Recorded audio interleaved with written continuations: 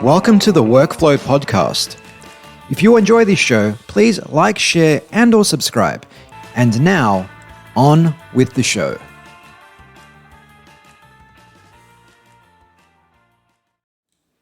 Hello and welcome back to the Workflow Podcast for our second episode in this series on optimizing your body and mind for performance at work.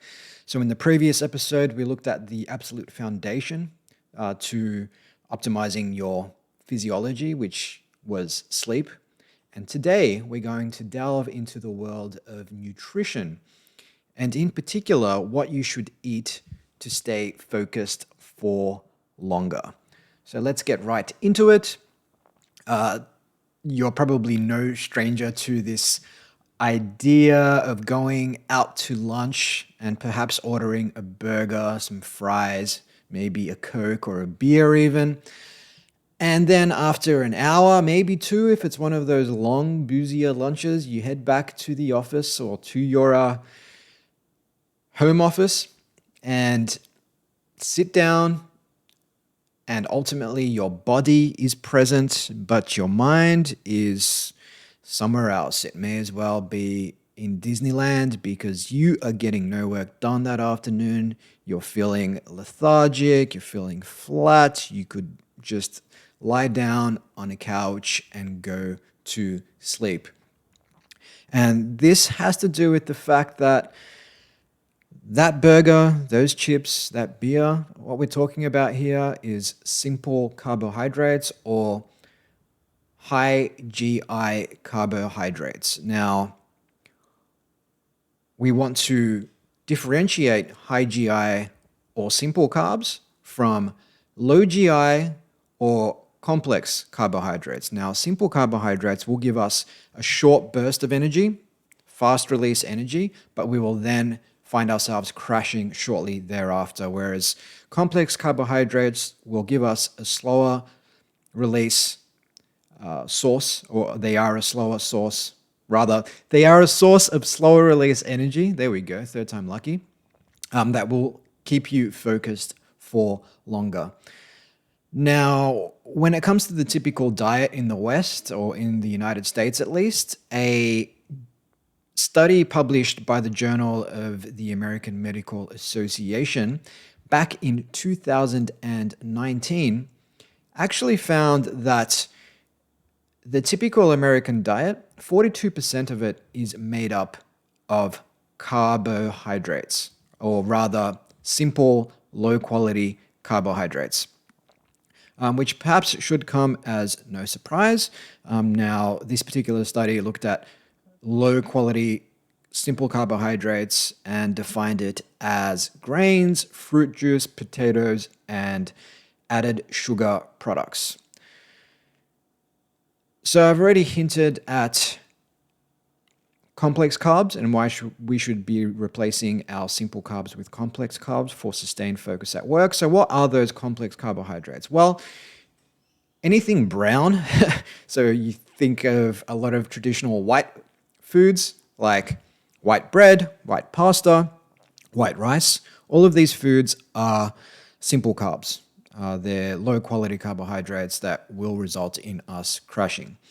Whereas brown rice, brown pasta, brown bread typically is lower GI and will give us a more sustained release of energy. Now,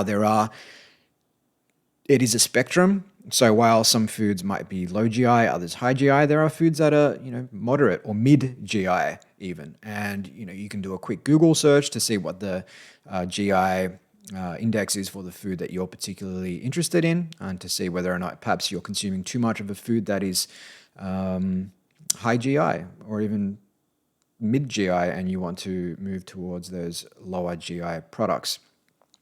Other complex carbohydrates are derived from vegetables, in particular green leafy vegetables. I think kale, cauliflower, broccoli, as well as grains in particular, like quinoa, steel-cut oats, legumes, and nuts.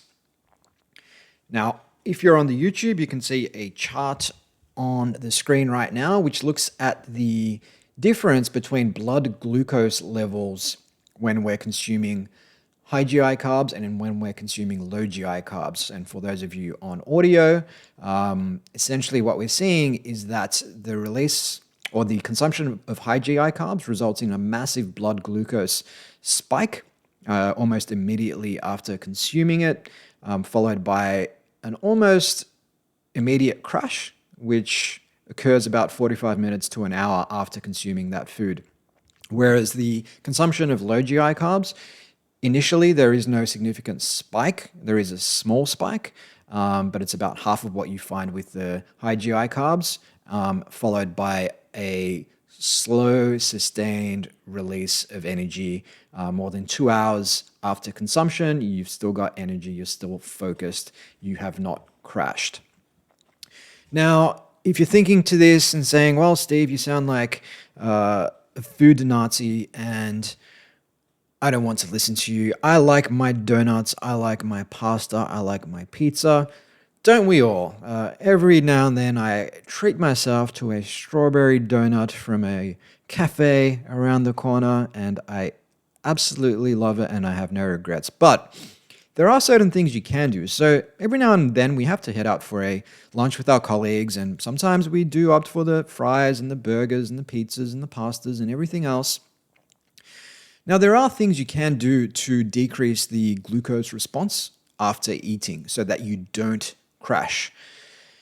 It turns out that a short walk, so we're talking 10 to 20 minutes immediately after the consumption of food, can lower the glycemic response. Now you can see a chart if you're on the YouTube of what that looks like.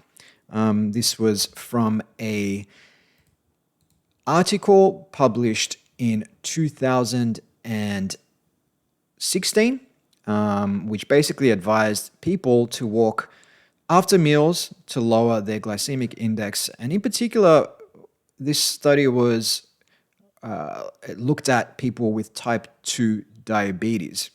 So some of the previous advice on this stuff had talked about going for a walk before eating, but it turns out that going for a walk after eating is the way to go to lower that glycemic response. Another thing you might want to look at is lemon juice, believe it or not.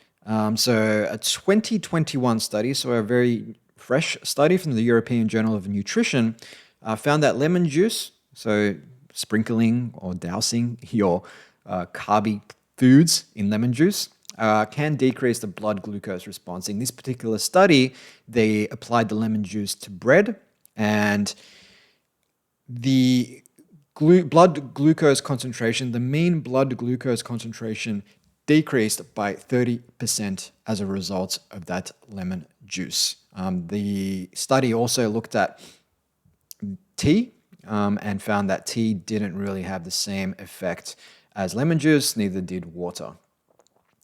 And of course, you can just have smaller portions. I mean, if I'm going out to a cafe on the weekend, say on a Sunday, and I want to order my avocado toast, well, I might just eat one of the 2 pieces of bread.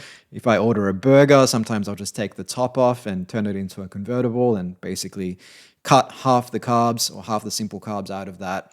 And of course, sometimes, depending on the restaurant, you can order brown wholemeal variations of foods that are lower GI than the white variations. So that's one of the reasons why, and for those of you who are in Australia, you'll be familiar with a chain called Grilled.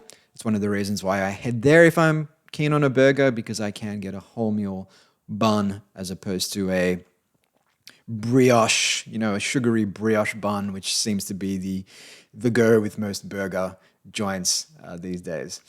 Of course, it's not all about carbohydrates. We need to look at the other 2 big macronutrients, which are protein and fat.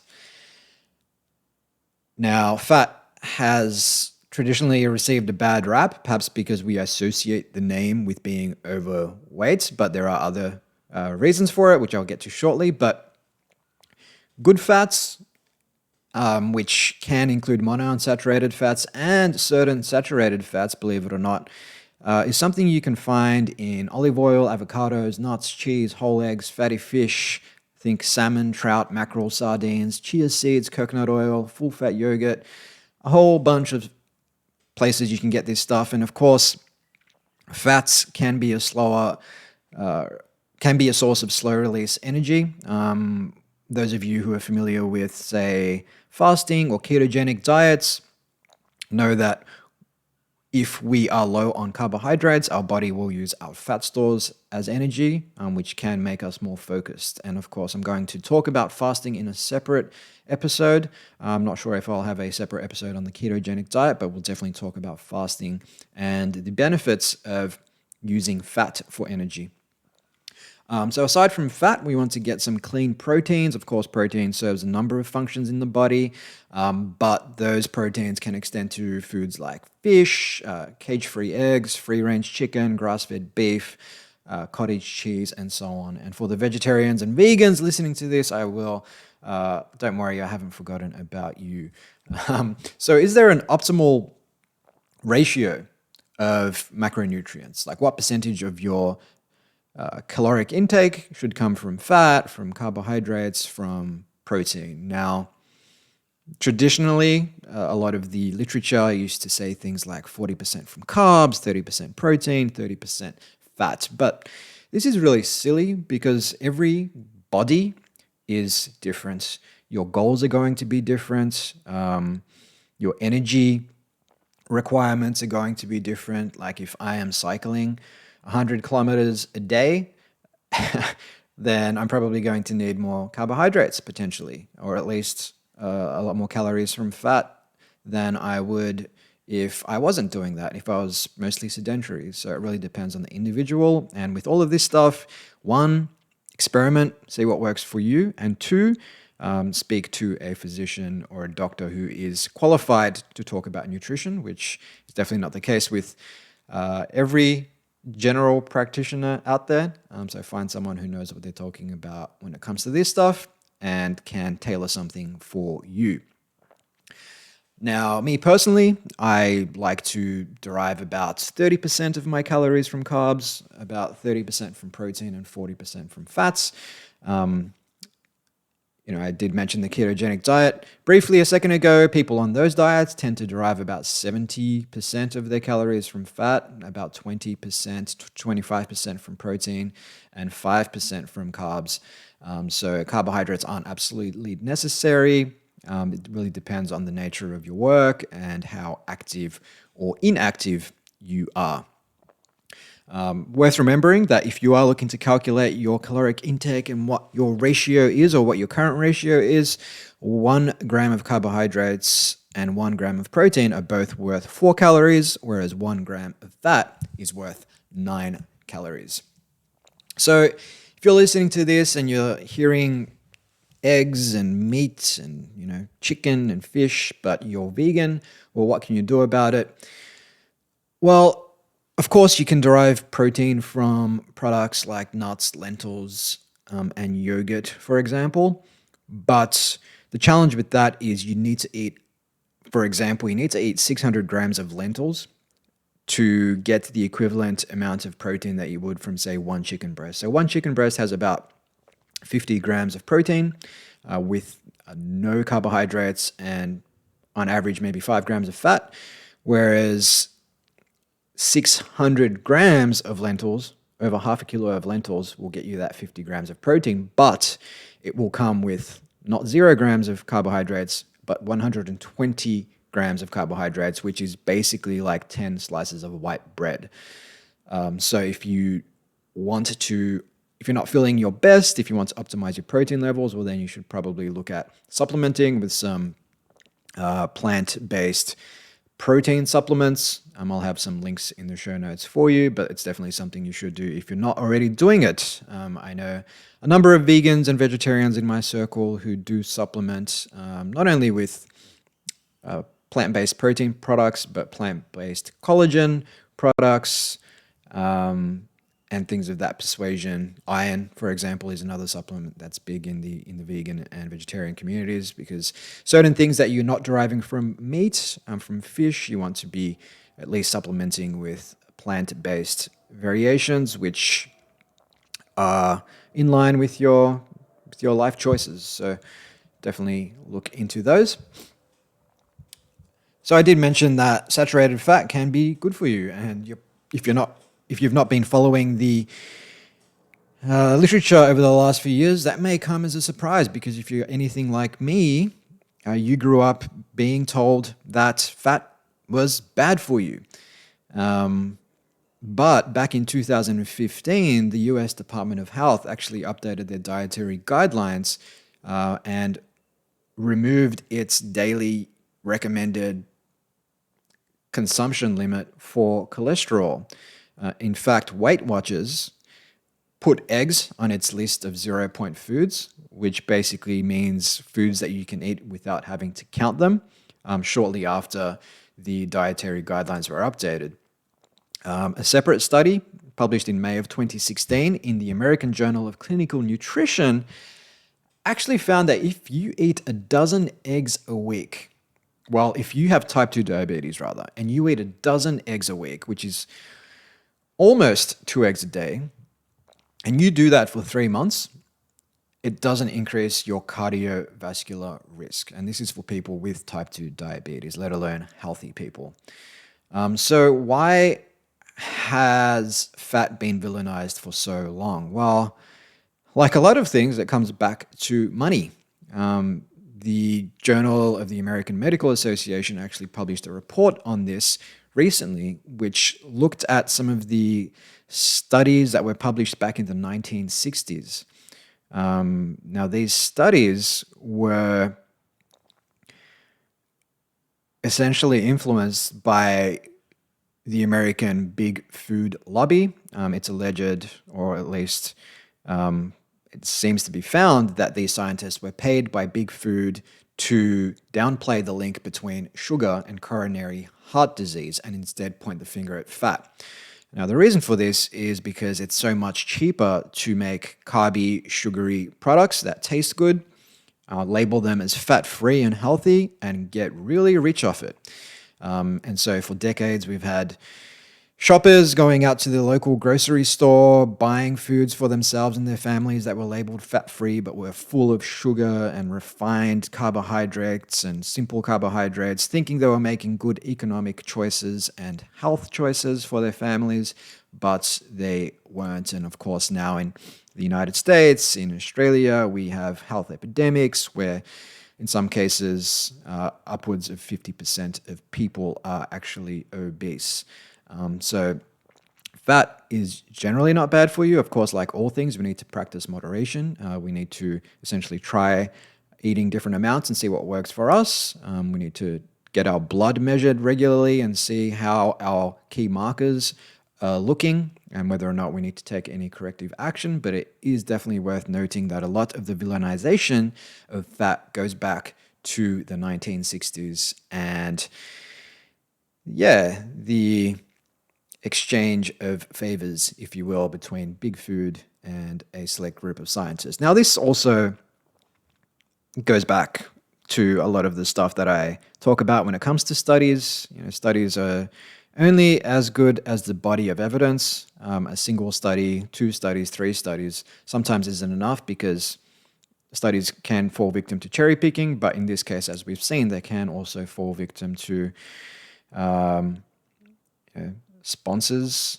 They can fall victim to blackmail and things of that persuasion. And then sometimes you have studies that are sponsored by a particular organization that wants a particular outcome. And if you're a scientist, you can game things any which way you want in order to come to a predetermined conclusion. So that's just something that I think is worth noting. Now, we've been talking about food from the perspective of focus and sustained focus at work. But eating these foods that I've talked about also provides us with mental health benefits. Now, that again ties in with our performance at work, because if our mood is positive, if we're not feeling depressed or anxious or irritable, well, that's obviously going to feed into our decision making, our energy at work, our desire to sit there and get stuff done, and so many other things as well. Our relationships at work too, which is important not to downplay when it comes to our mental health. Now, we talked about whole grains, we talked about quinoa and still cut oats and foods like that. Now, it turns out that quinoa, for example, foods like that are rich in B vitamins, and in particular B12, which is used in the production of neurotransmitters such as serotonin and dopamine, both of which help to regulate mood. Dopamine in particular helps to keep us motivated to seek out rewards. I mentioned green vegetables earlier. Now, green vegetables are rich in folate, where you, well, not, well, excuse me, which are rich in folate, which has been associated with the production of serotonin, dopamine, and noradrenaline as well. The fatty fish I mentioned, so the mackerel, the salmon, the sardines, and so on, is rich in omega-3 fatty acids, which if you're really supplementing with fish oil, you'll know that that supports optimal brain functioning. But not only that, a study, or a meta-analysis rather, that looked at a number of studies published by the Journal of Epidemiology and Community Health, looked at 26 studies. And those studies involved over 150,000 participants, and it found, or it drew a strong link between the consumption of omega-3 fatty acids and a lower likelihood of depressive symptoms. Which brings me to the gut-brain axis. So our guts and our brains are fundamentally intertwined. Communication signals go both ways. So much so that these days, the gut has taken on the name as our second brain. People have been referring to it as our second brain. And this is because about 95% of the body's serotonin, which is essentially a signaling molecule that plays a critical role in sleep, pain sensitivity, as well as the regulation of our moods. 95% of that is stored in the gut. So what we feel in the gut is going to influence how we feel up here in our minds, who we choose to hang out with, the decisions we make, what we want to eat, what we want to drink, and so on. And when we have an unhealthy gut or an unhealthy gut microbiome, that can lead to all sorts of deleterious behavioral patterns and decision making. So what can we do to optimize our guts? Well, I'm not suggesting you do this, but to illustrate the power of a healthy gut or a different microbiome or microbiota makeup, a study was performed where they took fecal matter from timid mice and transplanted that into overactive mice. And what they found was the overactive mouse actually became more timid as a result of that. Similarly, these studies looked at taking fecal transplants or taking fecal matter from overweight mice and putting them, or rather from healthy mice and putting them into overweight mice, and they found that the overweight mice, their food consumption habits would shift and they would actually lose weight over time. So they would move away from their voracious overeating. So this is something that I think has started to be rolled out amongst human beings in terms of changing our own behaviors and also, as an intervention for weight loss and things of that persuasion. But before you even think about pursuing things like fecal transplants, there are far easier, far more economical things you can do to improve your gut health. Foods like yogurt, sauerkraut, kimchi, and pickled vegetables are rich in probiotics, which the Annals of General Psychiatry has found has positive effects on your gut and positive effects on things like depressive symptoms. And this was based on a 2017 review, which looked at 10 previous studies, the majority of which did find these positive connections. Now, outside of these foods, you can simply supplement with a daily probiotic. That's something I like to do. I typically look for probiotics with 50 billion or more bacteria in them. And I'll have links in the show notes to some probiotic supplements for you. So ultimately, a lot of this stuff comes down to what I call my golden rule, which is don't be a dickhead when it comes to what you put into your body. Of course, you want to indulge from time to time, but you want to practice moderation.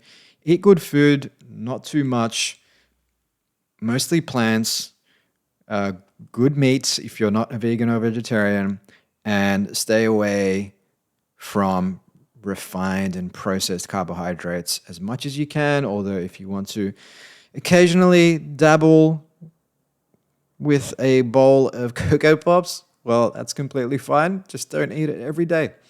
Simple advice that I think most of us can follow. So with that, let's bring this episode of the Workflow podcast to a close. If you're watching this on the YouTube, just a reminder that you can find it on Spotify, on Apple Podcasts, on Google Podcasts, wherever you listen to your podcasts. And if you're listening to this, you can find it. If you're listening to this on the audio, you can find it on YouTube if you prefer to watch. So with that, I will bid you adieu and see you next time.